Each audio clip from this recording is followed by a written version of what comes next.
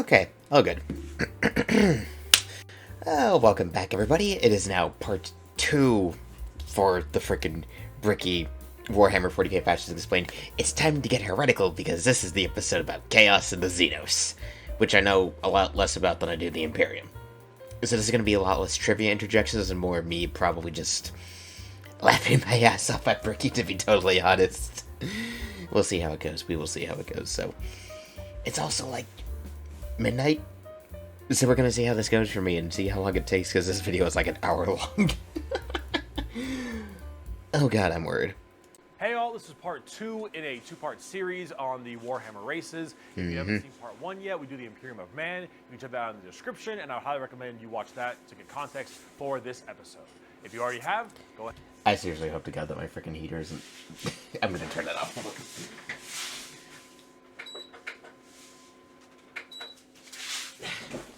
I freaking took a moment to turn off my heater because my room is so small. I'm pretty sure that thing is freaking audible.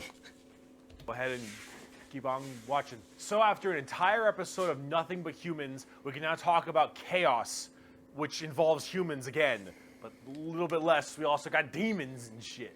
It's very complex. What? Like hard, Nick. So, as I've mentioned many times before, we've discussed the warp, the immaterium, the hellish landscape, the purgatory dimension realm, The place where everything goes to get fucked up and become even weirder than it already is, yes.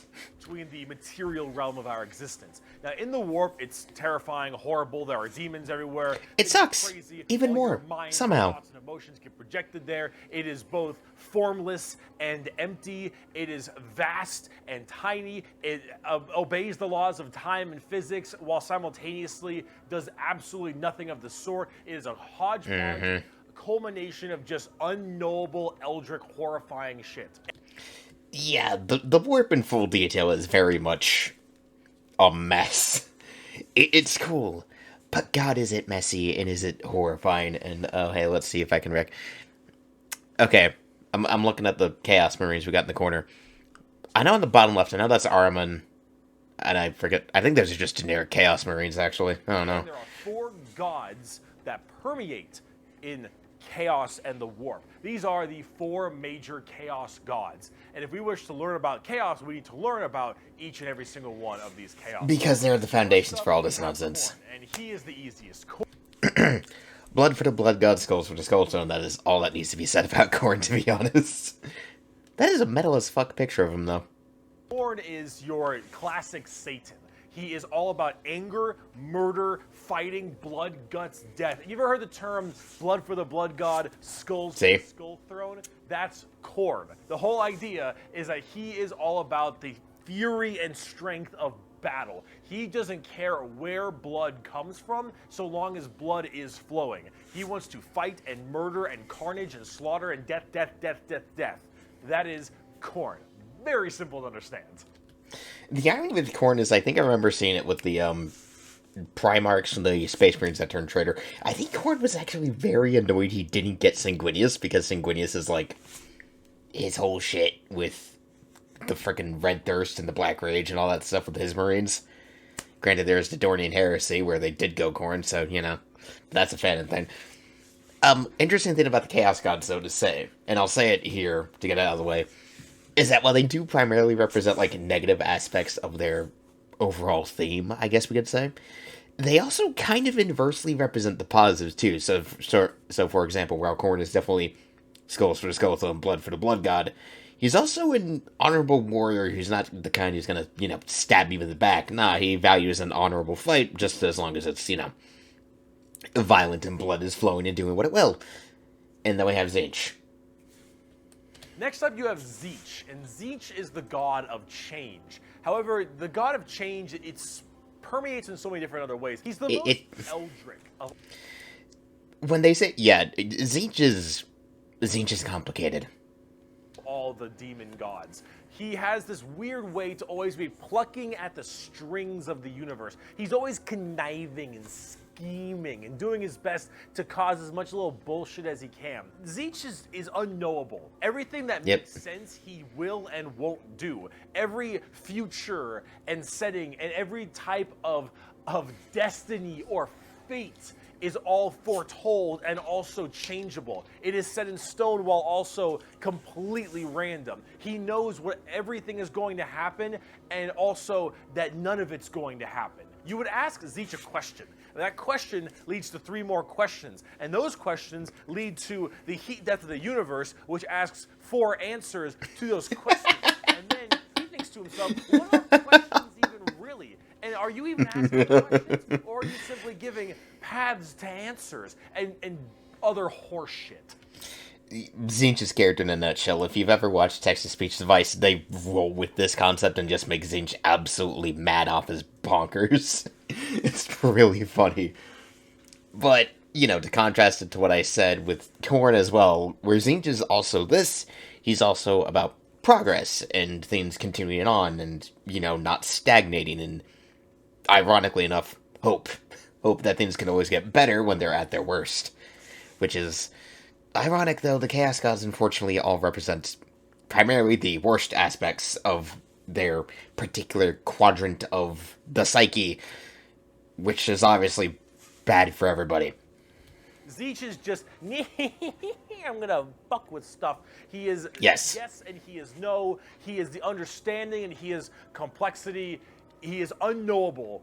And that's what the God of Change is about. Very bizarre. And he likes birds a lot. I don't know why.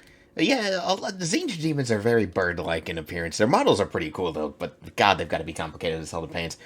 Though it is also why Magnus has those sick-as-fuck wings on his model as a demon Primarch, so I guess we got Tzeentch to thank for that sick-as-hell model.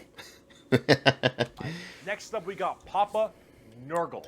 Granddad Nurgle, who loves you so much.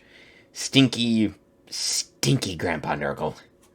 Papa Nurgle, he loves you for who you are. Probably not. He will murder you just the same. But Papa Nurgle is about rot, pestilence, death, and decay. He is the end of everything. Him and Tzeentch do not like each other very much because Tzeentch represents change and adjustment. Nurgle represents stagnation and death. He is all about miasma and pestilence and large bloat and pus and organs and people just being sedentary, sloth. He is the idea that everything will rot and decay and die. Nothing is certain besides decay and death. If you want to flip that on the positive angle to what Nurgle could represent too, that would also effectively be a certain certainty with nature and things that are definite in how they're going to end. Not just stagnation, but also kind of an ironic sense of peace. You know. There's an episode I would recommend of Text-to-Speech Device if you're interested in a somewhat meme-filled summary, but also decent talk about the Chaos Gods. It's... What episode fucking was it? It was like episode, Wasn't it Warp Grumblings, I think? I think it was the Warp Grumbling episode. I don't remember. I'll need to freaking check that back out. All of us will end up the same way. Broken down through just sheer, never-ending decay. Nurgle units are fucking sick. So the joke that Nurgle always loves you is generally because of that. Because we all end up the same. We all rot. Yep. We all die and wither. That's Nurgle. And he's got a general theme of course, pestilence and different kinds of diseases and sickness and things of that nature. That's generally Nurgle. He's pretty easy to understand as well. And he chunk. Finally. Nurgle very chunky. Nurgle units very, very chunk, very, very tanky, very problematic on the tabletop from what I know about the meta. And now for Slaanesh. We have the youngest of the Chaos Gods, and that is Slaanesh. And we can all blame the Dark Eldar for this shit. If you want to blame somebody, blame the Eldar. The Dark Eldar, to be precise, I suppose. Also known as the Prince of Pleasure, or she the who God thirsts. of unspeakable excess. Slaanesh is generally referred to with sex. But it's not only sex, it's just that's a good avenue if you want to make stuff. Yeah. Slaanesh is just the idea of the senses of the body being cranked to not just 11, but more like 17. See, we'll discuss Slaanesh a little bit more when we talk about the Eldar, because they done fucked up. But this man speaks the truth. The Eldar done fucked up. It, or whatever. We will say they for the sake of convenience. Is mainly about just the excess of emotions. And therefore, sex is generally a large part of it. However, it's God, that image. And torture. Just look at that image for a moment. God, how far into this? We're like 10 minutes in. Yeah, we're past the safety threshold. This video wasn't going to get monetized anyway. My channel only has 114 subs now. Fucking what? Lots of pain, torture, but sometimes sexually related or drug related. Lots of drugs. Lots of drugs. Also noise. Lots of noise. On everything. Extremes in happiness, extremes in sadness, extremes in pain and sadism and masochism, and of course that goes along with the sex part of it as well. It's referred to with sex because of the color scheme, very purple, lots of exposed genitalia. A lot of their models have like exposed nipples and stuff. And that is generally the theme you go for from a physical side, but it really embodies everything. Mainly pain and also the excessive amounts of emotion. So there's also a weird amount of freaking crustaceans and shit. I don't know why. A lot of Slaanesh units have crab claws for some reason. I don't know why. When it comes down to it, you'll find a lot of them have things like spikes or whips or any kind of BDSM style gear. A lot of pointy things. Excess. The Prince of Pleasure. Everything in excess to the point where it is just sheer frightening. That is Slaanesh in a nutshell. A little bit bizarre and a little hard to describe sometimes. Lots of pointy stuff. Later in this video, It's far better and far more than you'd want to. Now you might be thinking, unfortunately, why would you ever want to join Chaos? They all look horrifying, screwed up, and just frightening things, right? Well, the thing is that you know, your mind is put into the warp and the Immaterium. So you know it's already getting fucked up. By chaos demons when they get into your head, yep. Especially if you're a Seiker. Sometimes regiments of the less mentally strong people, whether they be civilians or say low-level guardsmen or conscripts, can be easily swayed by this and become chaos cultists and stuff, and they serve their dark gods and whatever god they personally prefer. However, and this might seem strange, chaos in their own right isn't necessarily evil. This is what I was talking about. See, the warp is every manifestation of emotion and being, every soul, everything of existence. This includes all the good things. All the different chaos gods have another side to their coin. Khorne might be... Yet again, I bring up some trivia I happen to know and Bricky talks about it anyway. God damn it. Why do I keep doing this to myself? Death, murder, slaughter, slaughter, but he's also got this weird sense of survival of the fittest, trial by combat, and honor. Khorne will never lie to you. Khorne will never stab you in the back. Khorne isn't about conniving and scheming. Khorne is about straight up mano-y-mano, you versus me, get in the ring, we're gonna murder each other hard right now. You know, as he shoves a buzzsaw axe into your face. At least he's honest about it. May not be a good thing at the end of the day, but it is that other side of the coin. Him and Tzeentch generally don't get along because Tzeentch is that conniving schemer, but he's also about the idea of hope. Where there is change for your predicament. There is change for your problem. The hope of the galaxy, the ability to bend the world to your will, the idea that your fate is not set in stone, but in reality that you control your own destiny and can control it whenever you want, the changer of ways. That is Tzeentch. And of course, Tzeentch and Nurgle hate each other because while Nurgle does represent stagnation, death, and decay, he also represents finality and ending. The fact that you can be mentally at peace knowing that you will end and how you will end. Fear of the unknown, fear of change is not present with Nurgle. With Nurgle, everything will rot and die, and that provides that finality, that ability that this is over. We are all the same, and we will all end the same. We know the meaning of life. The meaning of life is to live and die and rot. And with that, it brings peace of mind. See, again, I'm just sitting here kind of mad at myself for bringing this up, and it's like, oh, right, Bricky explains it like 5 minutes later. But it is, I think, a very interesting thing with the Chaos Gods, that, like, they generally represent the worst of what they are, basically because the situation in the universe of 40k is just so bad that is what the warp reflects. That everything is so horrible and intense and furious that the only thing the Chaos Gods could reflect currently is the worst aspects of the things they represent. So rather than the positive aspects of, you know, thrill in battle or stagnation and change, they represent the worst, darker sides of it, and the twistedness that it can also become, rather than, the good parts. Which is, like I said, kind of bad for everybody in the long run. Slaanesh is a lot more simple. While they are the excess of emotion, they are also the representation of emotion. Slaanesh embodies happiness. Slaanesh embodies excitement and joy and pleasure, not only in the sense of the physical, Work. style of pleasure, but also everything else like food and drink and air on your cheek and sunlight. They're just having a good time. Emotion and feeling. Having a good time, being happy. Represented with Slaanesh. So you have to ask, why are they always represented as super evil skulls and spikes on everything? Because the galaxy fucking sucks. I don't really got an answer for you on that one. My assumption is that because mentally humans may think worse thoughts, even if we don't act on them, and therefore they're projected in the warp more. That one's a little bit weird. I don't know. This is me spitballing right now, but I don't know. You need a super bad guy. You already got the Imperium of Man. You need somebody to be a little bit worse than them.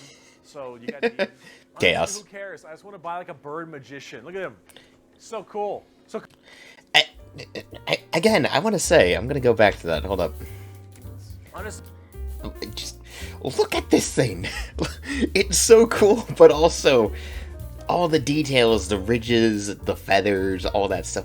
How much of a pain is that to paint? I cannot imagine, because obviously these are like display images that are probably done professionally, but if you have to paint it yourself, good lord, the gradients on the colors between different parts of the body, god, that would take forever.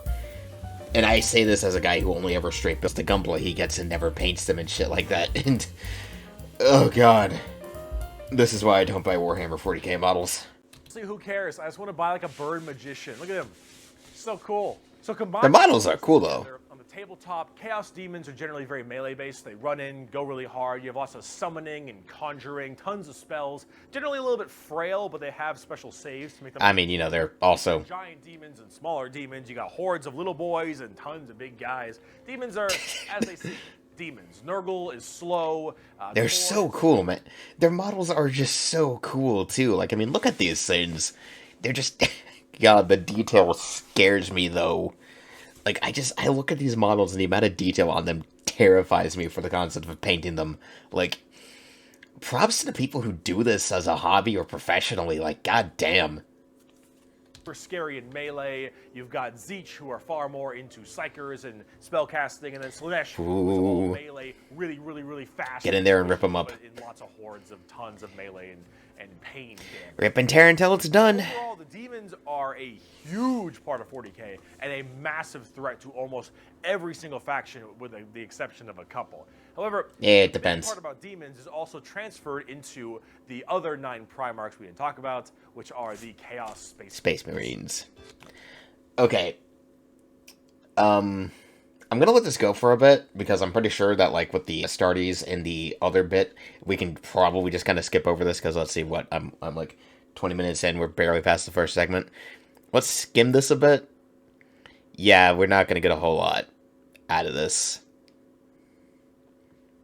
Oh, right, he also, alright, this isn't segmented between the Chaos Marines and then the Elder. Okay, we'll just let this run, and I'll decide if I'm gonna skip through the rest of it partway through, we'll see. So Horse, SpongeBob, all of his boys, all of them in the Primarchs, they have all also become Chaos Warriors. As we have discussed. They all have their own special Chaos Legions, specializing in so many different things, just like the... We're mostly here for the cool-ass freaking Chaos Space Marine art, because goddamn, it's metal as hell. Chaos Space Marines aren't a whole lot different than the regular Space Marines. They have the same armor, the same training and toughness. They just specialize in different kinds of things. And also, a lot of the Primarchs have ascended into great... Mortarion, with that metal as hell art. Demon Primarchs at this point. Gigantic, horrifying man-demon hybrids that are pretty awesome, if I'm going to be honest. They look really cool. That's actually a wicked cool Angron art. The associated legions that they are a part of are all kind of going out there and causing a large ruckus. As they're called now, war bands. strength and firepower of a legion of Space Marines, imagine that entire legion just converting to chaos and immediately fighting you. It's generally pretty horrifying. There's a lot of them. Yeah, no, if you imagine it, it is fucking scary. So I gotta write them down. But you've got the Emperor's Children with Primarch Fulgrim, loyal to Slaanesh. These... Okay, again, this is kind of going... I think I'll skip us over to... Where does he get to the quote? Okay, we'll skip over to the quote. What's this part? Beginning, at least I blame them for it. They're little assholes. We got the Black Legion with Primarch Horus. Yeah, this is, Chaos, I think. And then finally, you've got the Thousand Suns with Primarch... Right, the joke. We don't know what is up with them. Magnus the Nerd. Thousand Suns also have their own book. Okay, we'll say for the Magnus the Nerd joke, that was good. Just for the Death Guard. Magnus is also a tabletop model. He looks super cool, as you can tell, and they're all super heavily Seiker and kind of Egyptian themed. They look pretty neat. But we're just here for the quote. What's the quote again? That's what I want to remember. Factions. You can play as a lot of different ones, but the main ones that you can really work at are standard Space Marines, Chaos Space Marines, as well as the Death Guard and Thousand Suns, as they are the most fleshed out, especially in the Yeah, that makes sense. See this right here. Okay, this. Is he gonna read this? If it doesn't, I'll read it myself. This is a really good way to describe the Chaos Space Marines. What the thick-headed fools with their broken corpse of an emperor fail to understand is that not only can they never defeat us, but they cannot hide or flee or shield themselves from the triumph of chaos. They are finite and we are unbound, undivided. They must not err, or they shall fall to heresy. All who fall join our cause. Every imperial fool who dares to open his eyes is a willing recruit. They strive merely to hold back our fury and might, and it consumes them. Thus, you can see chaos is inevitable. We lurk not only beyond their grasp and at their gates, we lurk within the darkness of their souls, on the tip of their tongues, in their tortured dreams. We are them, but freed from the shackles of ignorance. We are them, grown strong, evolved. We are them, but so much more. As hardcore as that quote is, the saddest part is they're mostly right. Yeah. They're basically unkillable. You could probably get rid of Space Marines a decent amount, the Chaos Space Marines that is, but every soul that dies goes to the warp. Every Chaos soul will end up back in the warp. And depending on how hard you killed them, they will come back at some point. Every demon you banish will return at some point. Chaos is unstoppable. The warp is unending. And while maybe there is at some point some way to stop them somehow, the resources to do so, the requirements to do so are so far. Yeah, no, it is. The other races, the current moment, that really it's just an unstoppable force that just keeps on coming and is just barely being slowed. Chaos is by far the biggest threat. They are without number, their legions are everywhere, and yeah, they're pretty scary. So, I promise, we're done with humans now. Let's talk about some Xenos. I will say, just because, again, we had to skip most of our segments, this is a minor recap, and that quote is really good, though. The Chaos Space Marines have a lot of really metal quotes, but like Bricky said, the scary part with the Chaos Marines is just the fact they're kind of right. Like, the fact that they're kind of correct is the worst part about everything with Chaos, is that it has a point. Which is just, oh god, it's so unsettling. Anyway, now to talk about the aliens. Well, Xenos, to be precise, but fucking whatever. Anyway, now for the ones who caused us to have the problem with Slaanesh entirely. So let's talk about the Eldar, or also known as the Eldari, which are a super hyper-specialized and very technologically advanced race of, well, elf people. Space elves. They're just fucking space elves. They were, as well, responsible for the creation of Slaanesh, the newest demon god. How'd they do that? Well, On a world-ending scale. See, back in the day, it was just Khorne, Tzeentch, and Nurgle. And the Eldar are very, very ancient. Millions of years. These Eldar, however, have a bit of a sensory problem. Yep. Kind of pain or feeling that you have is a little bit amplified compared to the normal. However, with Eldar, as their race advanced so excessively, they became so self-reliant, and everything became so easy. There was no requirement for food production anymore. There was no shortages. Everything was basically done. Everyone was so comfortable. And that comfort breeded this weird sedation. And that sedation breeded the requirement for more and more debauchery. Short end of it is, they won the game and had nothing better to do. And now we have Slaanesh. Thanks, fuckos. Debauchery! Debauchery! When everything you have can be so Oh, God. acquired, you will end up down the... What the fuck is it? Is this an Eldar thing? Is this a Drukhari thing? Holy shit. God damn. this road of pure debauchery. All of the senses... Oh yeah, no, that's Drukhari shit. Things like feeling, happiness, sadness, and just evil and good all needed to be satisfied and satiated. And the desire to satiate these senses grew more and more with worse and worse debauchery. It started off... I don't want to say anything about real life, but you know, sometimes I feel like we may have a bit too much influence from Slaanesh going on, but I'm not here to talk politics or society. You know, I'm just saying, might be a bit of Slaanesh influence going on in some places. California. I'm sorry, what? What did I say? Specifically Hollywood. Don't know what that was. Off with things like sex and drugs becoming so much more rampant because of these are the first things you generally turn to when requirements for living are so easily accessible. It would get to the point that made sense. Oh, hey there, Sandra Cohen. Bioshock look sane. All right, this is the kind of debauchery it led to. It was constantly satisfying and satiating these sexual and sadistic or masochistic fantasies that only elevated and elevated. And this was species-wide. People which is started going horrifying. darker, more depraved, and more violent paths. Oh, hey there, hey, it's a Harlequin. Some people didn't entirely take to that. Some of the Eldar were looking at this depraved species. And They were the smart ones. Said, no thanks for me, dog. I'm good. And they bailed. They were the smart ones. World Eldar. They left on these giant continent-sized starships called craft worlds. They believed in learning the old ways of... To pause again to look at the art, just I will admit, I do like the Craft World Eldar aesthetic among things. I still prefer Imperium aesthetics just because I like my hardcore utilitarian shit. But I do also have a bit of a thing for elegant curved lines and smooth shapes, and the Eldar make it look good. I mean, you know, not my best cup of tea. I think their tiny, tall, pointy helmets are stupid, but, you know, that's just me.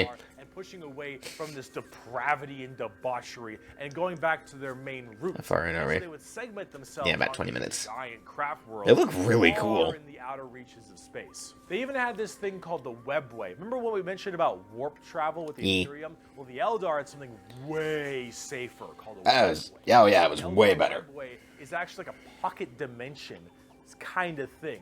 And in that pocket dimension, there were also more horrible, depraved groups and clans that would spend their time in there. And if you imagine the debauchery was bad already, these were debauchery X10. Again, that's how we got the Drukhari. Good God, what it... Yeah, no, that's some Drukhari shit. Fucking God, that is fucked up. Metal as shit, though. I love it. So all of this continued, and it bloated. Until Slaanesh Hello. burst forth. All that emotion, all that mental, well, thought processes, I suppose. All of this. If you want to put it a certain way. Space. Don't forget, this is all being shot. All their souls as well into the warp. Oh no. Gravity. Oh no. So what happened? Boom. Slaanesh was birthed and killed off 90% of the entire Eldar population. Untold trillions trillions had their souls ripped from their bodies and their actual fleshy bodies devoured by Slaanesh demons. The entirety of the Eldar race was eaten alive and their souls consumed Yeah. of pleasure. All of them. This is also why the Eldar refer to Slaanesh as she who thirsts. Good God, imagine being in that situation that your race fucks up so badly.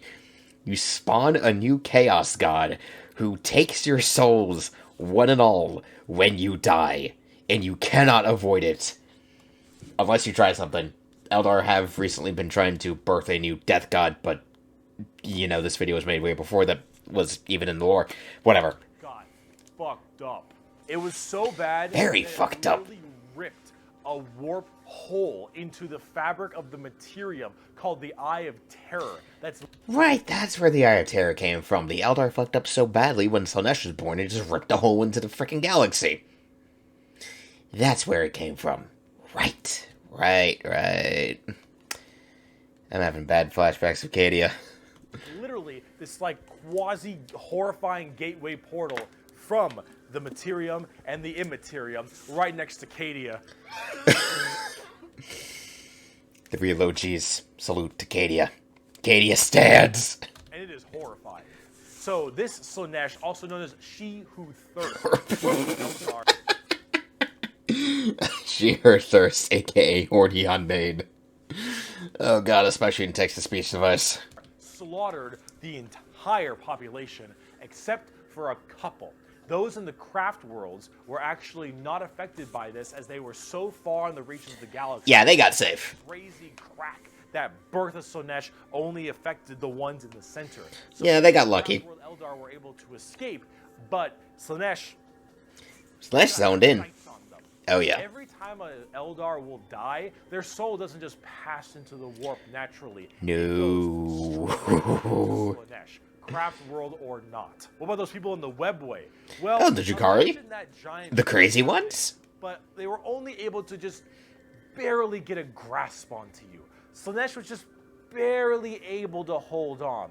These people are the Dark Eldar, or also known as the Jukari. The crazy The ones. population right now is so massively small. It is minuscule compared to any of the other most of the other populations in the universe. The Eldar are consistently having issues trying to get their population up because as their souls are constantly being hungered by from Slaanesh, they realize their entire species is doomed. And they understand it very well. I wonder, okay, just as a quick thought, if their souls are basically constantly being taken by Slaanesh, does it actually mean, does it affect their ability to have new Eldar born? I'll need to look that up, but I don't think it does. I think it means that, like, it's too risky to birth new Eldar if your soul is just gonna go right to fucking Slaanesh. Frickin' god, okay, they are fucked. Anyway, quote time. Since the time of the fall, our race has been haunted by what we, in our reckless pursuit of hedonistic indulgence, gave birth to. Like idiots. Our dreams once overturned worlds and quenched suns, we are now but fitful shadows clinging to the edge of existence. All the stars in the sky cannot blot out the hateful glare of the red moon's eye. The birthing place of the great enemy pulses with all the malice of a demon that is dreaming, casting its shadow over all we have ever done and all we ever shall. Every twisted strand of fate and casting of the runes leads me to this time, to this place, and it is clear that the final battle awaits me at the ancient Crone worlds, a conflict the likes of which has not been seen since the Monkai warred amongst themselves and their corpse of a seer fell to his traitorous son. I find it really funny that the Eldar word for human is basically just monkey, but stretched out. It's kind of fucking racist, but then again, so are a lot of people in the 40k universe, so that's not too unusual.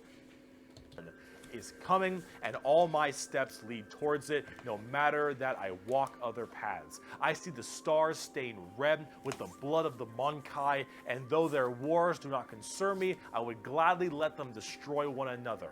I know that to avoid this fight is to condemn my race to inevitable doom, and though all I see is darkness, I know that I will not flinch, from my destiny. Hardcore.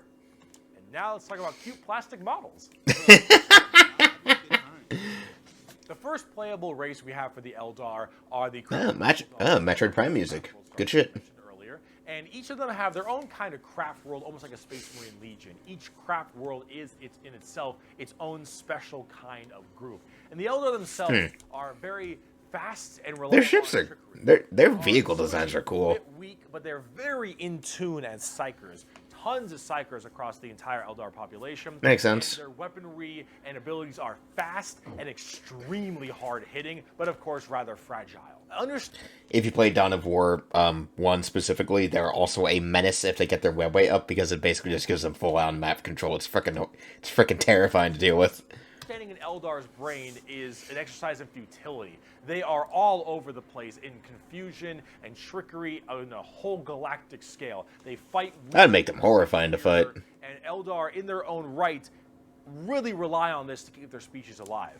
They need to think about deception and the strangeness of what they do if they truly want to not be immediately murdered and slaughtered wholesale. Yeah. An entirely small population. Yeah, that tracks. That tracks. Their population is getting slightly better. These craft worlds hold millions upon millions of people, and as they continually, reproduce and have their craft worlds expand, losing a few people in battle, while hurts a lot, they aren't really losing what's extremely precious to them.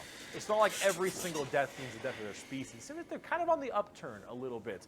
They're still a good race being sucked into Slaanesh every time someone dies, but they are definitely doing a little bit better than they were before. Eldar are Which fast. probably helps them. They make up for in tankiness. They make up for an extremely advanced weaponry. They also call humans Monkai, which is something I mentioned earlier. That is a derogatory slur for humans in the Warhammer world. Yep. Why is it called Monkai? Well, it's because you can't, in your game, call people monkeys. On the tabletop, exactly what I said. Yeah, because, it'd look bad if they were just calling people monkeys outright. Also, we'll say, looking at this model spread, they do look cool. But again, painted yellow. How much of a pain in the ass is it to paint these scenes in that kind of bright yellow shade? We'll say the Wraithlord models look cool as hell, though. Still prefer Imperial Titans, but they look pretty cool, too. Said, not very tanky, generally pretty squishy, hit like trucks, and move at Mach 5. Fast, hit hard, die fast. Exactly how it sounds. They've been good for a very long time, too. We bring only death and leave only carry on. It is a message even a human can understand. Eldar. So. Pretty straightforward, gets the point across. I will say, though, I think that the problem I've heard with Eldar models currently is that they're also pretty old. They haven't had a lot of new models recently. Last I checked, I don't know. I'll have to double check on that, but yeah. Anyway, time for Dark Eldar. Drukhari. Let's talk about the Dark Eldar. On today's episode of How Fucked Up Is Fucked Up. That's fucked up. So, in the webway. Bricky, where the fuck do you find those clips? I recognize some of them, but then there's ones like that. I just don't know where it's from, but it's funny as hell every time. Deranged cults, the depraved people of the Eldar. In the webway, they didn't quite get a hold onto them. Yeah. It has them, but it has Oh, God, Kamara hurts my eyes. And they're slowly being consumed by Slaanesh, but they found out they can stave her off by doing Slaanesh things. Eldar are... Because that makes total fucking sense.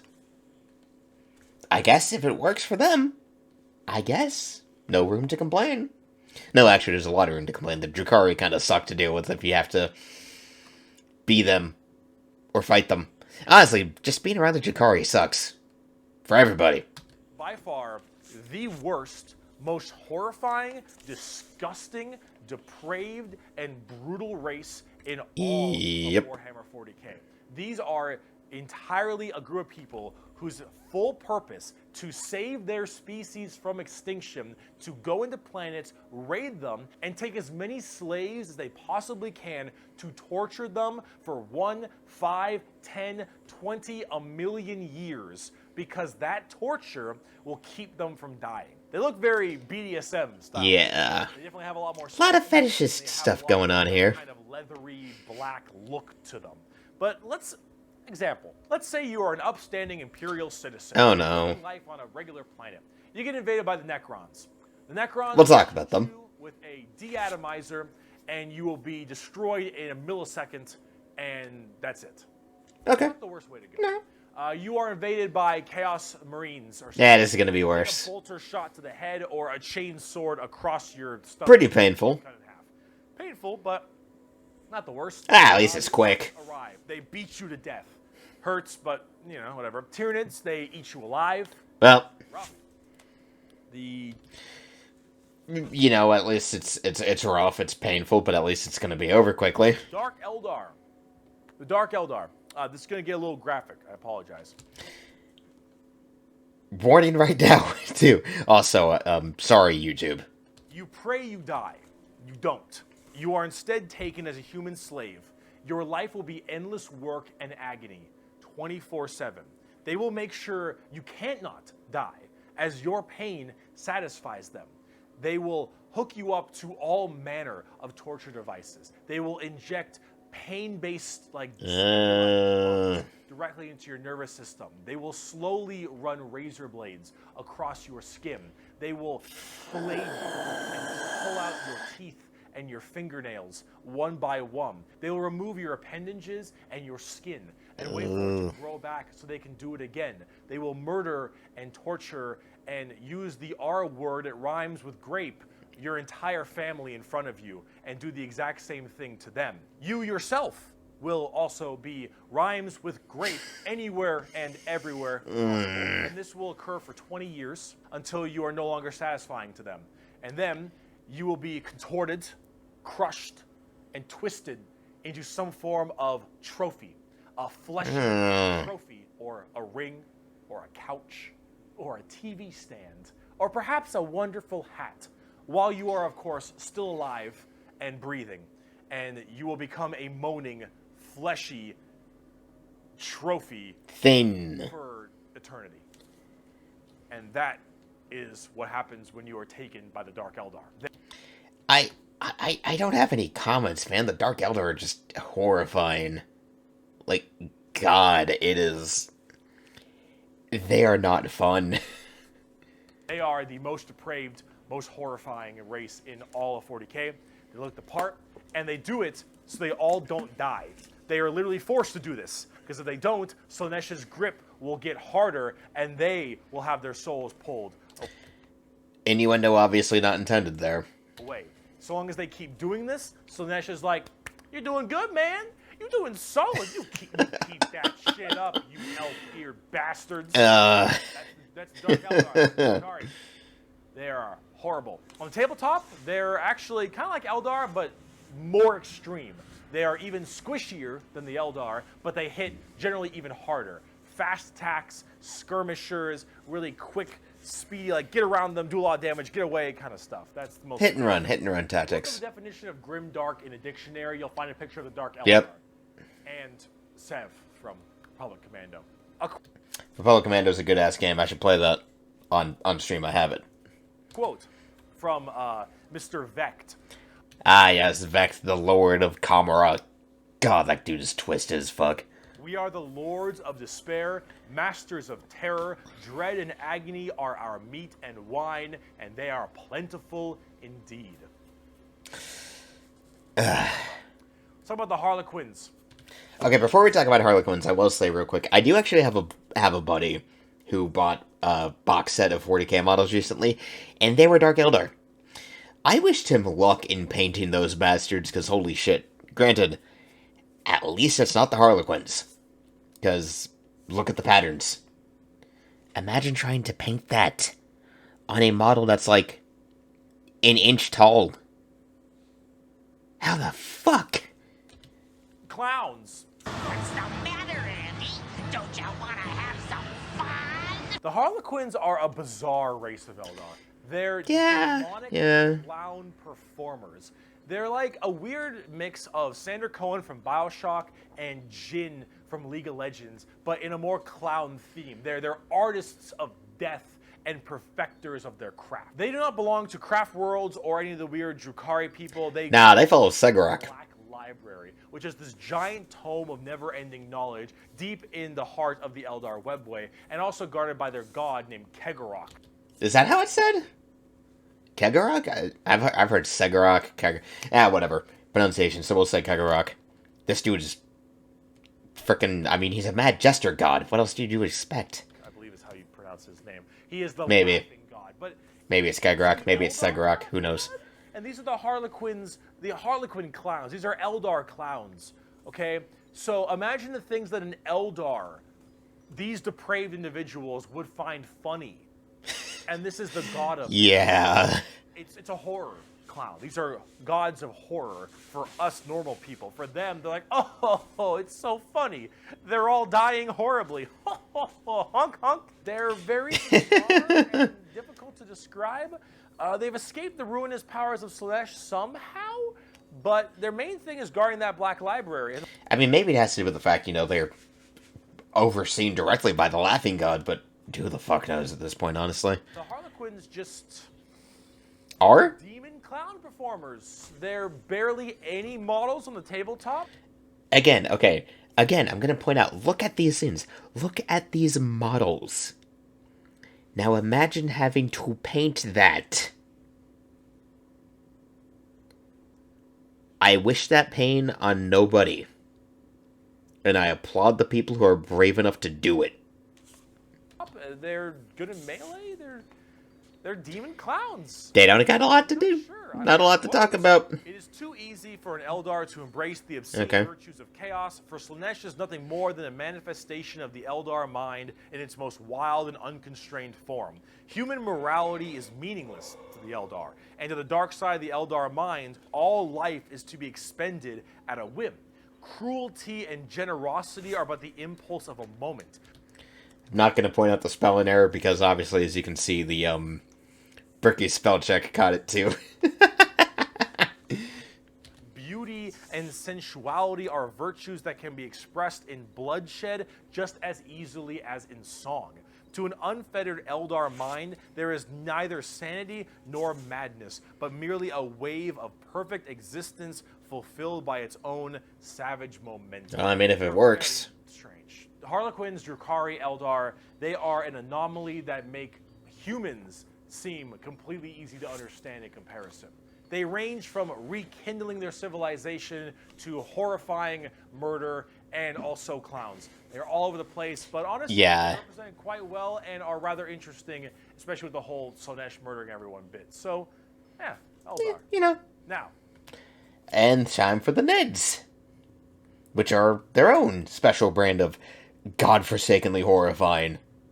Also the primary enemy in the 40k Deathwing game. Pretty fun game, especially with friends. Bugs. Mom, they following me, Mom. They following me. These, the bugs. The bugs. The tyranny. Now. Yes, the Nids. Fun, a little more simple than all this crazy Eldar shit. Thank God. Stop the Tyranids. They're bugs. Do they look like Zerg? Hell yeah, they look like Zerg. You want to know why they look like Zerg? Because they were actually supposed to be what Zerg were. Apparently StarCraft was supposed to be a 40k game in the beginning. Hence why it looks so much like Eldar, Zerg, and the Imperium of Man. You know what? That actually makes a lot of sense, weirdly enough. Huh. Okay. Like, kind of Space Marine-y. Those Marines, huh? They look a little bit Space Marine-y to me. Maybe. I don't know. You really fucked up on that one, Games Work. I mean, look, we have Dawn of War, so I think we're good in terms of 40k RTSs, so we're good. Infestation of unfathomable proportions. These are giant, extremely bio-advanced hive mind organisms that are they're nuts. Absorbing as much biomass as they possibly can to evolve and mutate to be extremely potent and powerful and kill and eat anything in their path. They are probably the least evil faction in all of 40k because all they want to do is eat shit. They want to om nom nom the entire galaxy. They hangry and we food. Also, it's hard to be evil when you're basically a giant hive mind whose sole goal is get your noms, get your foods. Also, this Tyranid hive mind has a presence in the warp. In fact, Tyranids in their own right have a massive presence in the warp. They have a thing called the shadow in the warp specifically. Oh, right. Coming in to invade a planet, they have this weird ability to kind of cut off the warp on all the Seikers on that planet. And how do you get help across the stars? Well, you need the warp, because you need that for interstellar. And they can cut it off. Fuck, no wonder they're so horrifying. Travel. So, with people unable to call for help from the Tyranids, these are just easy pickings. And an entire giant Tyranid hive fleet comes out of orbit and just will massacre, absorbing all that biomass and turning them and all of their other Tyranids into even more advanced monsters. They come in so many varieties too, all based on what is important. Tiny little ripper swarms for scouting and having little dudes. The fun thing about the Nids is that Tyranids, I don't want freaking YouTube algo to get weird on me because I'm saying that, is how every single one of their units is basically purpose formed. And it's really cool because it's all biological. Like, they literally have giant living cannons. It is insanely cool.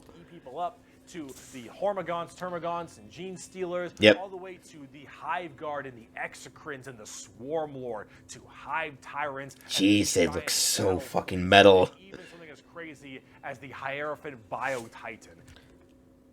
Yo.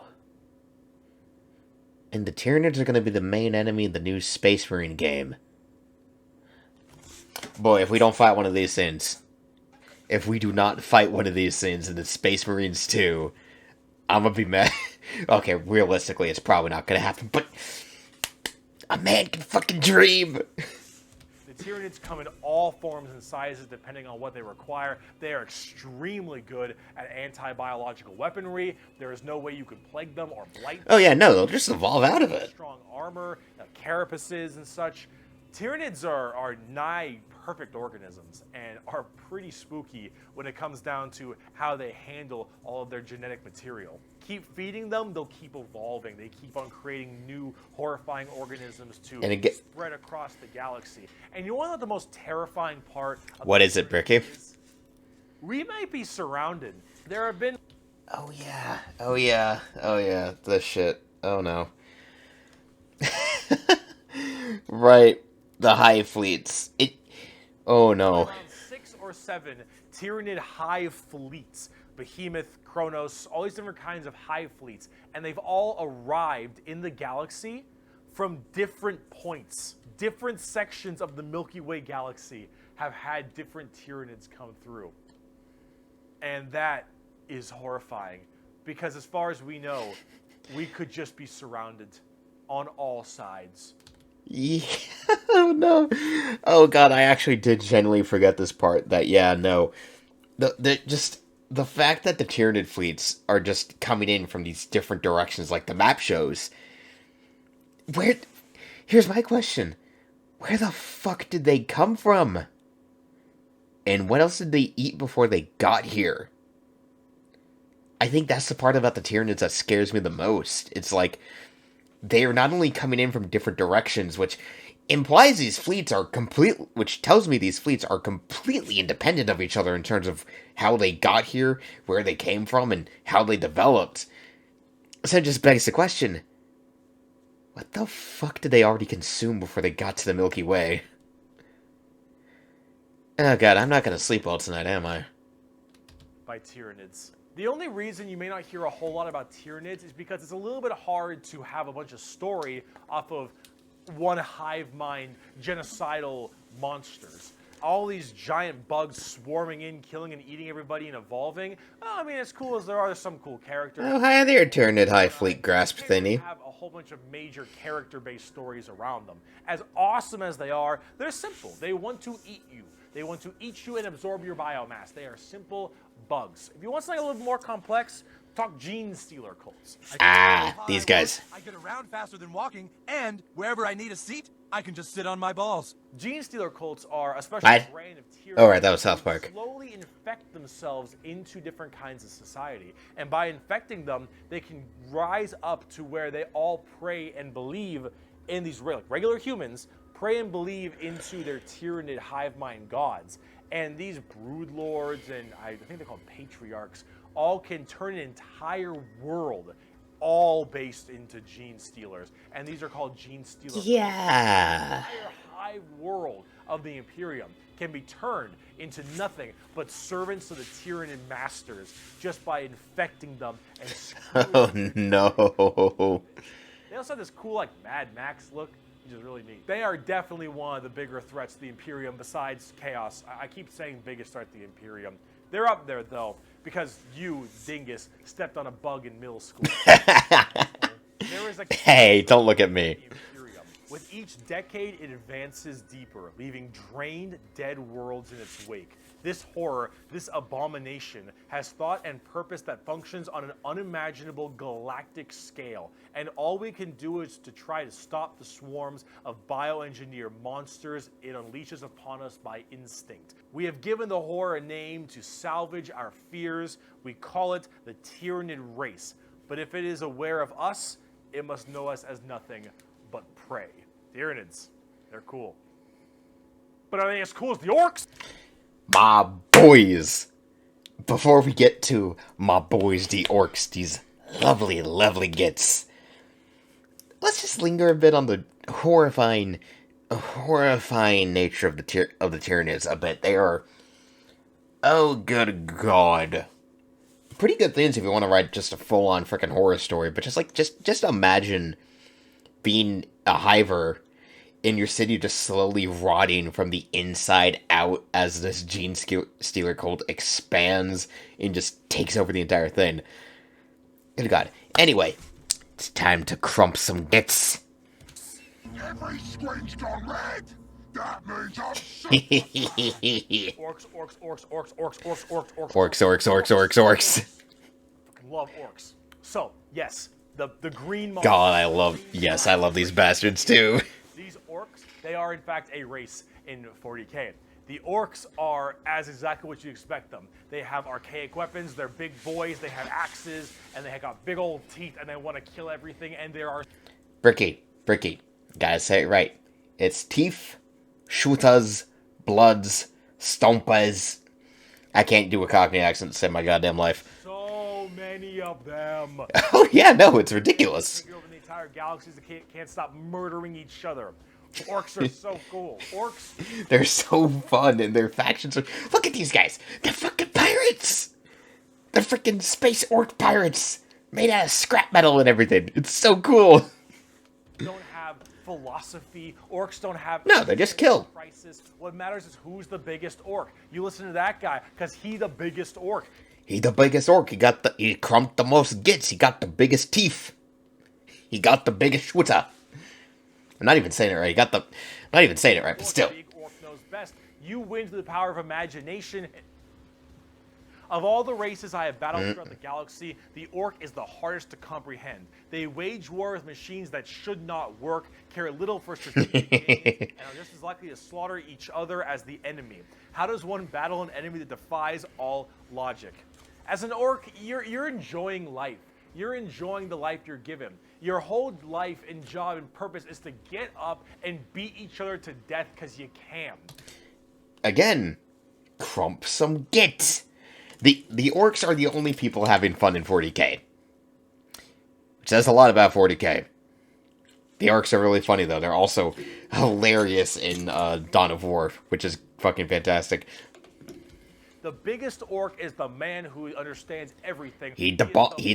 Yep, he the boss. This really weird, like, big, dumb, stereotype British accent.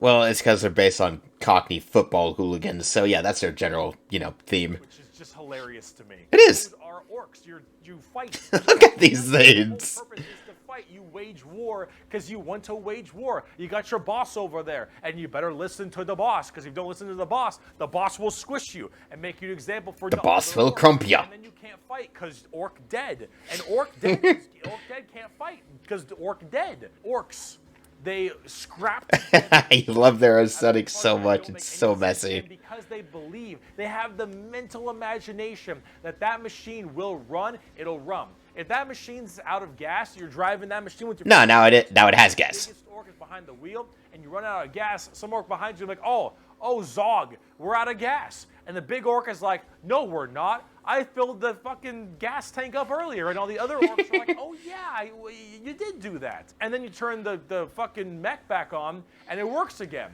Does it have gas? No. Probably not. But it works. The power of imagination. They paint things red because it makes them think they goes faster. The red ones go faster. It's just the rule. It's just how it works. They paint things purple because it's the sneakiest color. Have you ever seen a purple orc? I thought you haven't. No, you haven't. You wanna know why? You ever seen a purple orc? No. Didn't fucking think so. Orcs are also like... They also believe blue is like the luckiest color, which is, I think, the in-universe explanation for why the Ultramarines are constantly getting lucky, because the orcs believe they're lucky. Ancient as hell. They're back in the Eldari time frame. Oh yeah, no. Back then they were called Quarks, and they were much larger and scarier and far more intelligent. Yes. Now they're just orcs, and they're big, dumb, and they smack things, but they're... I think the explanation for that is that the Quarks started fighting each other, and they basically beat each other so badly, they just turned into the orcs. They literally fought so hard, they became dumbasses. I love it. It's so good. They're not very well armored, but they hit really hard, and it's called the Green Tide because there are so many orcs. They're also a fungus. Orcs are literally living fungi. They spread through spores, which is why they're so fucking hard to get rid of, by the way. About as many orcs as there are Tyranids. Maybe more. Who knows? But they keep on, murdering each other, so it's not too bad of an issue. Orcs are entirely comic relief. Their stuff is slapped together. That makes no sense. Their vehicles don't work the way they're supposed to. No, of course they don't. Because they think it works, because they imagine that it works. Orcs care only about who is the biggest orc, and they will follow the biggest orc. And then if they want to be the biggest orc, they'll challenge the biggest orc. And then they'll become the biggest orc. They go and they issue a Wa. A Wa is just Wog. orc. They murder everybody and everything in this giant time. Even if it's other orcs? Who are just excited to be hitting. What is this background nonsense? Is that a Tyranid? That's a Tyranid. Or the Imperium. I think that's a Tyranid. Or anyone in between. They're just so they get to beat shit up. That's orcs. And on the only thing orcs want to do is crump gits. I'll explain it when the bit is done, because I remember a 40k fanfiction that someone pointed out. I'll explain it because it's also relevant to Tyranids, but I wanted orcs to be talked about first. And it is absolutely fucking terrifying. Tabletop, they are a total coin flip, and they're really fun. I imagine they're very reliant on dice. I have never met I mean, everything is, but, and is ever just a bad guy, or that guy. Orc players have this kind of fun to them, because when you play them, you are completely submitting yourself to RNG. Oh, yeah. That makes sense. Guardsmen, Imperial Guardsmen, when they shoot, they roll a dice, and on a 4 up, they'll hit their target. They have a 50% chance. Space Marines, pretty good. They hit on a 3 or higher, because they're well-trained.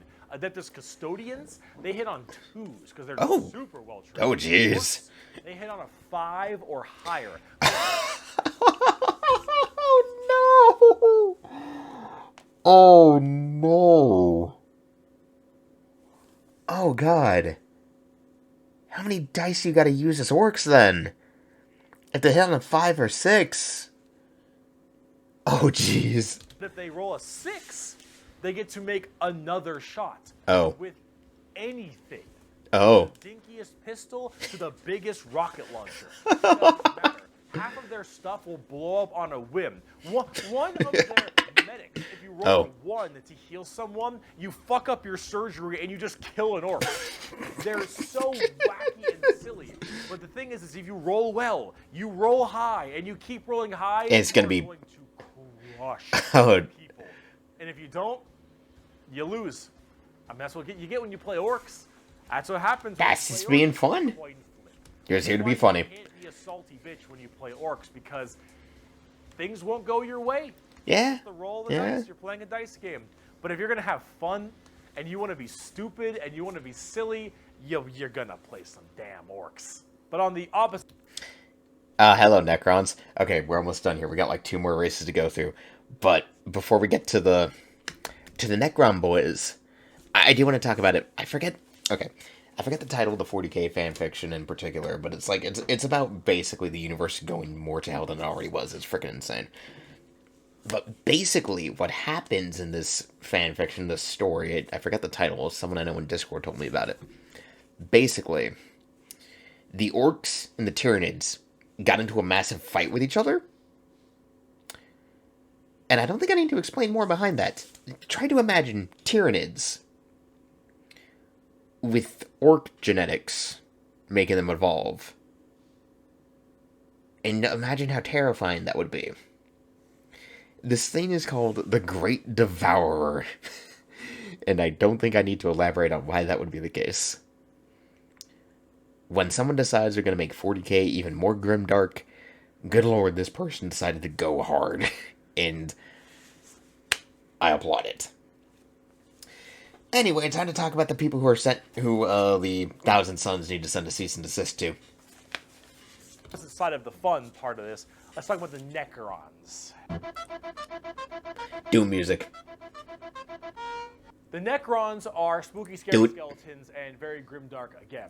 They have a much more very grimdark, but also, God, they're crazy. Undead Egyptian space terminators, and they still look that way, but now they actually have a story. They've gotten more complicated. Back in the day, you had the Necron tier. Kind of see a theme here: Eldari, Eldar, Krork, Orc, Necron, Necron. The names devolve. The Necron tier were this race of generally kind of shitty people.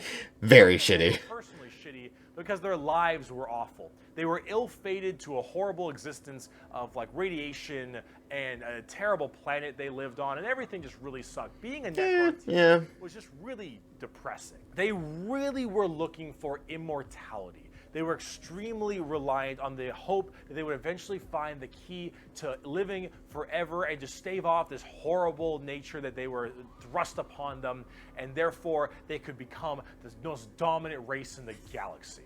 I mean, that makes sense. If, you get a bad lot in life and that kind of style, you'd probably want to, find a way to get out of it as well. Obviously, this didn't go quite well for them. As it does a lot in 40k, actually. And they found this group. They're called the Old Ones. Imagine them kind of like the Forerunners in Halo or the Xel'Naga in StarCraft, right? I don't know the latter, but I do know the former. These strong, pretty much omnipotent beings. And they, of course, knew the key to immortality. So Necrons... Of course. Trust them. Don't trust them. Don't trust them at all. Piss off. Not really. They were a lot more humble about it, but they did not want to share their secret of immortality with the Necrons. Yeah, that makes sense. Necrons, of course, took this very personally and waged war with them, kind of under this unity. As you do. The Necron different dynasties didn't really like each other, but under this one man, the Silent King, he thought the best way to unite his race was to do this giant war with the Old Ones out of spite for them keeping the secret of immortality to them. Because fuck you. As the war in heaven. And right, yeah. War. Because during this war in heaven, they discovered the Star Gods, a whole new race of people known as the Catan. Right. These Star Gods were also very much like Old Ones, almost omnipotent beings, and they too had the key to immortality. And so the Necrons went to them and said, hey, can you help us fight off the Old Ones? Can you help us kill these Old Ones, you, the Catan? And the Catan said yes. And in fact, we can help provide you with the immortality you so desperately seek. And we can see how that went. Behold. Frickin' robot Terminator skeleton thingies. So the Silent King of the Necrons decided to make a pact with the Catan to allow them to accept this generous gift of immortality upon them. But this, of course, had been backfired. This trap, and the Necrons were dragged in chains to this biotransference where their Oh. flesh was stripped from them, replaced with nothing but a metal hollow shell, as their souls were ripped from their body and fed to the Catan.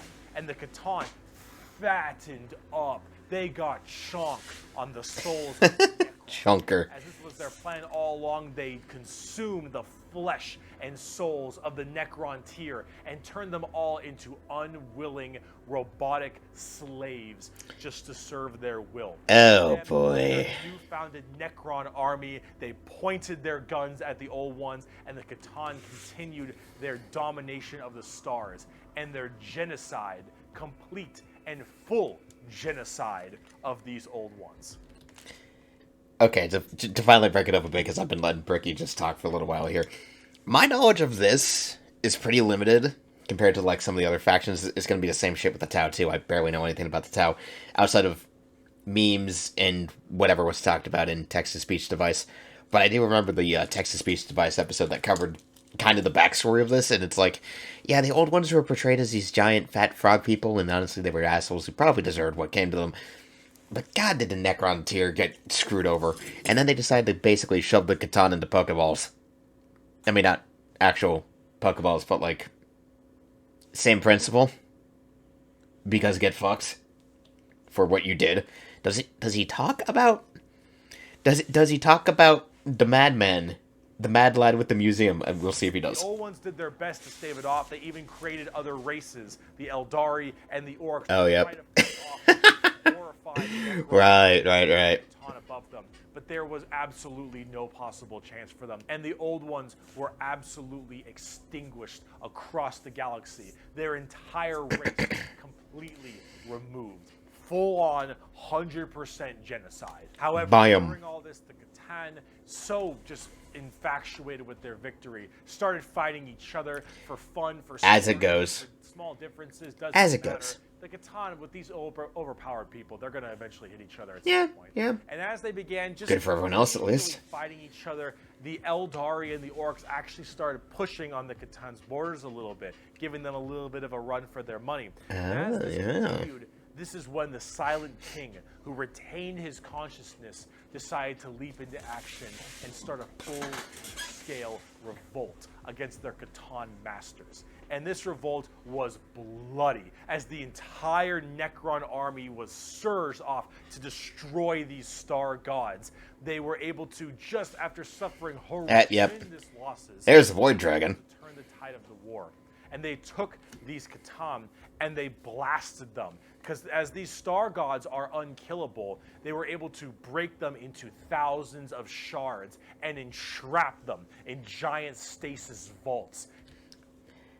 Basically, super scale the Pokeballs if we want to make a joke about it, but yeah. To now actually It's pretty metal. slaves to the Necrons. And with Honestly, if you're gonna get revenge on people that did some bad shit to you, that's a pretty good way to go about it.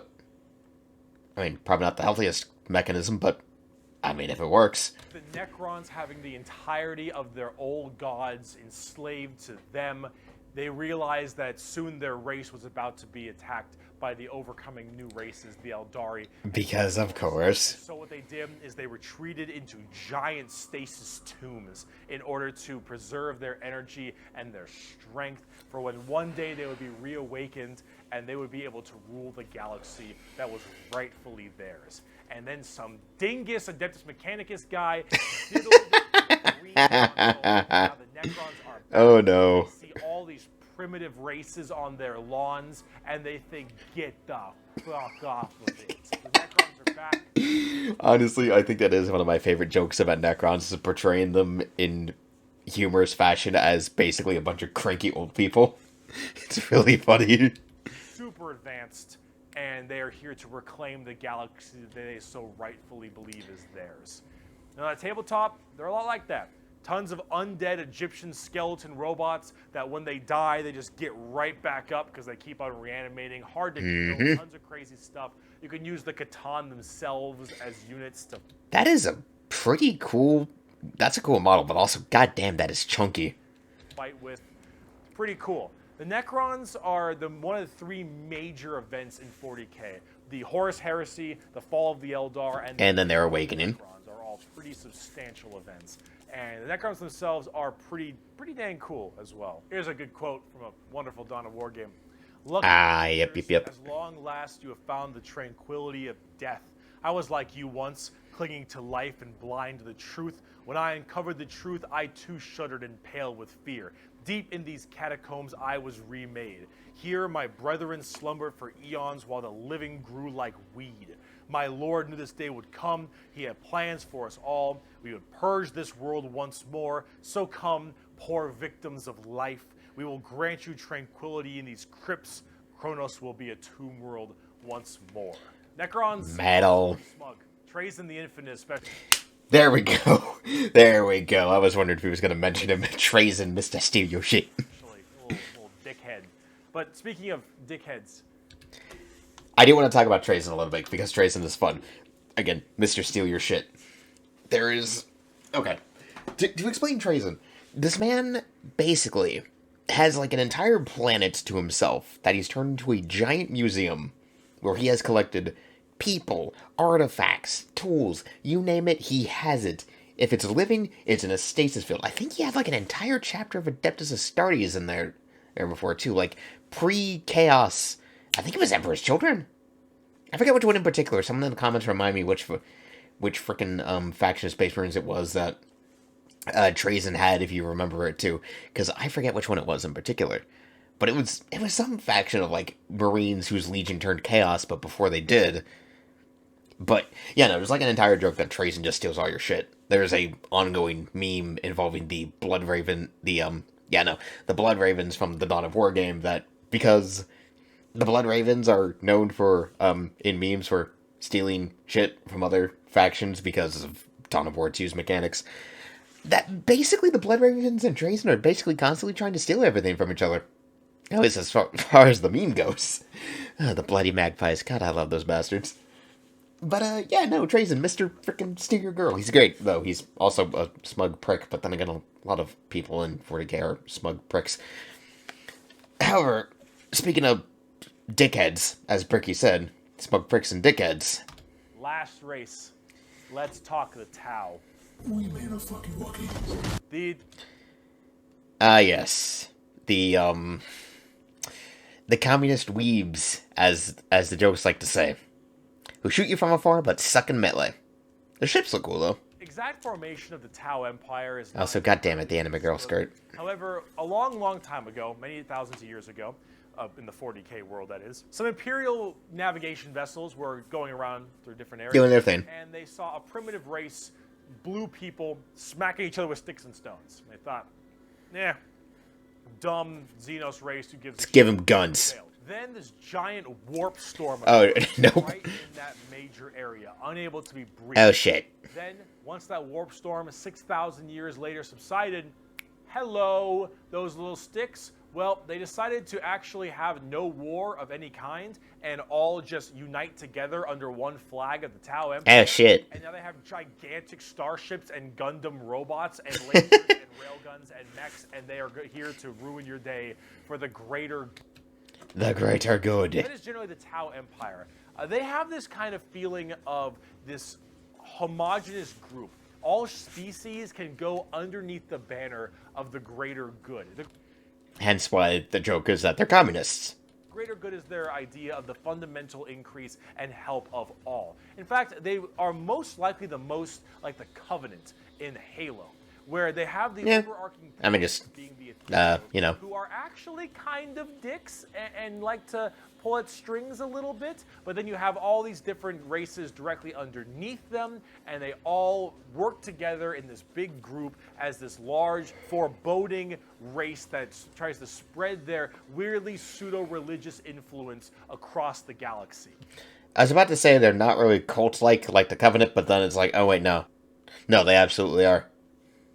They're the Covenant if they were worse. Basically. The alien is not intrinsically evil. Do not hate him.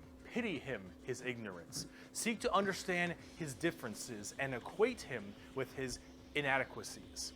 Only then will he accept his place in the greater... Communists. That is generally the Tau. And if you're kind of wondering, like, what their mainly big shtick is, well, they're all about... Guns. robots and mechs. They have laser rifles and rail guns. They got giant mechs with tons of missile pods and heavy rail rifles and rail guns and burst cannons and ion accelerators and void shields and all this stuff. And that is generally what the Tau's all about. But you're probably thinking, Bricky, this doesn't sound that evil. It doesn't sound evil until you dig into it, and then it's like, oh. Oh. Yeah, no, they suck too. This doesn't sound very grim, dark Warhammer. And you'd be right. The Tau Empire really don't have that much of a horrifying, grim, dark style. I mean, you know, in their own brand of it. Younger, new age thing. In fact, they're probably a lot less evil and a lot even better than they are now back in the day, because they liked having like that good guy faction. But a lot of us who really like the dark, depressing style of Warhammer, because that's what it is. So, see, the Tau get a lot of hate, and a lot of that hate isn't necessarily unjustified. The models look cool. A lot of the models look cool. You can see from all the visuals I've shown you recently, they don't really fit in the 40k universe very well. They lack that super dark, dramatic, kind of high gothic level the Imperium has. They don't have the weird kind of like grungy stuff that Chaos or say the Orcs do. And the Necrons and the Eldar have their own specific style as well. Which is just crazy cool. They really do look like something out of Gundam. And while that isn't necessarily a bad thing, it does definitely not fit too well. There's that. There's also the tabletop problem. In tabletop, Tau are horrible at melee combat, but... that is the running joke. The Tau suck in combat, but I mean, like, to what Bricky said about their theme, it's not that they're not okay. Well, they definitely are sort of not as bad and grimdark as others, but they're still kind of bad in their own way. There's a lot of mind control and brainwashing that gets involved. But then, I mean, there is the Farside Enclave, so you know. But exceptionally good at range combat. So they blast everyone from really, really far away, and they have a million rules to make it so that it's nearly impossible for you to get into melee combat. Yeah, but if you do, they're fucked. Bottleneck the game into one specific gameplay style, which is gun to gun. And if you're lots of guns and missiles and boom. Every time, because they're the Tau. A lot of the time. Really damn good at shooting. So it's one of those things that make the Tau generally rather hated, and a lot of different reasons. Yeah, that would do it. Both from style and such. But this is actually one of the things I wanted to end this video with, is that the Tau, while they have their issues, you should not be discouraged from playing them. I'll make plenty of Tau weeaboo jokes, of course I will, but it's all generally in good fun. Anyone who legitimately doesn't want you to play a faction is an idiot, and you shouldn't be giving them the time of day. Play the faction you want to play because it interests you. Just, come on, man. That's what you gotta do at the end of the day. I mean, you know, I'm with Bricky. I'll make Tau weeaboo communist jokes all day because I think they're funny. But, you know, if you want to play them, play them. You pick what you think is cool and what you like. In Warhammer, especially now, factions get better and they get worse. They grow and then they fall. You should only be playing what you think is cool. You like the look, you like the models. If you're talking tabletop, that is what you should be going for every time, is what you think is badass, because things change all the time. But the universe of Warhammer has so much going for it. Every faction has something interesting, every character has a story, and there's a million stories to be told. The universe is vast and exciting, and while it is dark, depressing, and horrible, that is the damn charm. And out of everything I've told you in these two videos, is anything you could take away is the reason why so many of us are so into this series and why we like it so much. Because with so much variety, such an expansive universe, and so much that can be done, you can find yourself having a pretty great time. Thank you so much for watching this video. I hope it's boy. If you'd like to see more of me, Bricky, you have twitch.tv/Bricky for my streams. You have my merchandise. Okay, I think we're gonna just, yeah, okay. The rest of this video isn't a whole lot, so I'm just gonna freaking move from there, so... Okay, so I didn't have a ton to say this video. I mean, I still had plenty to say, but not a whole lot. But it's like, you know, this is fun. This is fun. Bricky's content is cool, and 40k is a really cool universe to get into. Again, I'm not a tabletop guy myself. I'm probably never going to get into it, to be totally honest, and mostly just because of the fact it's too expensive, especially by comparison to most of my other hobbies, because, you know, I'm a gamer and shit, and, you know, that, that eats up a lot of time and money. But the 40k universe is cool. It's really fun to get into, and the lore is such an interesting topic to cover and talk about and just go over with people. And, you know, like, it's produced a lot of fan content and really cool stuff, which is unfortunate because of the way Games Workshop has treated a lot of that fan work over time and how it's gone, which is a god-forsaken shame, because the text-to-speech device by Bubba Alpha Busa is a really good web series, and god, I hate how they basically had to stop it for now, until indefinitely, unless Games Workshop changes anything. Hunter the Parenting is really good though, but 40k is a interesting special thing, and I'm glad to talk about it, and I might find time to react to more 40k content. I don't know. It'll depend on what it is. But there is definitely going to be other things to do and talk about and have some fun with other reaction stuff as I pad out stuff between my streams, because YouTube's algorithm fucking hates me. Anyway, if you liked the video, be sure to leave a comment, subscribe, drop any 40k trivia you yourself may know that I totally missed out on because I'm a fucking ignoramus. And, yeah, no, you know, leave a like, comment, subscribe, and drop by my streams when I do them, you know, every weekend and whenever I have a day off at work on the week. So, doodaloo.